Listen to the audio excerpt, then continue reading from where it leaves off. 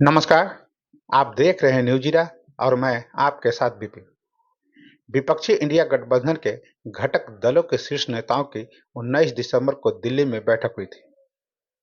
इस बैठक में सीट शेयरिंग को लेकर गठबंधन ने 31 दिसंबर की डेडलाइन तय की थी।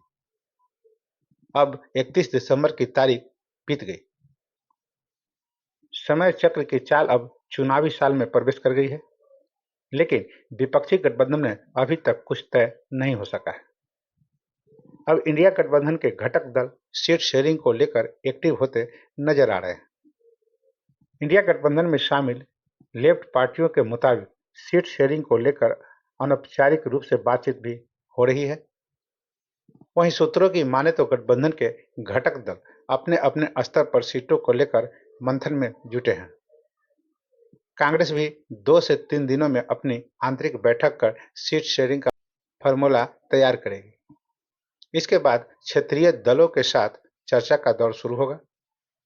लेफ्ट पार्टियों के सूत्रों की माने तो नेतृत्व भी मान रहा है कि अलग अलग राज्यों में छिटपुट मतभेद जारी रहेंगे और फैसला हर पार्टी के शीर्ष नेतृत्व को ही लेना होगा।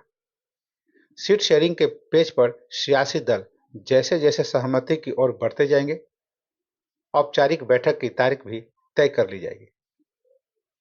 लेफ्ट के मुताबिक इंडिया गठबंधन का संयोजक बनाने को लेकर फिलहाल कोई चर्चा नहीं है। पूरा का पूरा ध्यान सीट शेयरिंग पर है। वहीं महाराष्ट्र में सीट शेयरिंग को लेकर राष्ट्रवादी कांग्रेस पार्टी की सांसद और शरद पवार की बेटी सुप्रिया सुले का भी बयान आया है और उन्होंने कहा कि 15 दिन पहले दिल्ली में शरद पवार, सोनिया गांधी और उद्धव ठाकरे की मुलाकात हुई थी, जिसमें सीट शेयरिंग पर विस्तार से चर्चा हुई। सुप्रिया सुले ने यह भी दावा किया कि सभी चीजें लगभग सुलझा ली गई है।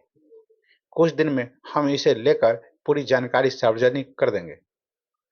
उन्होंने ये भी दावा किया कि महाराष्ट्र में सीट शेयरिंग को लेकर किसी भी तरह का कोई कंफ्यूजन नहीं है।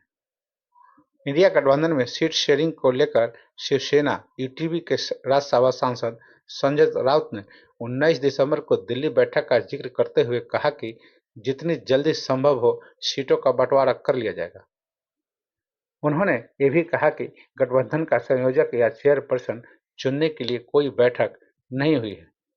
वहीं समाचार एजेंसी पीटीआई के मुताबिक संजय राउत ने बिहार के मुख्यमंत्री नीतीश कुमार को इंडिया गठबंधन का फेस बनाने को लेकर सवाल में जवाब में कहा कि ऐसा कोई प्रस्ताव दिल्ली की बैठक में नहीं आया था।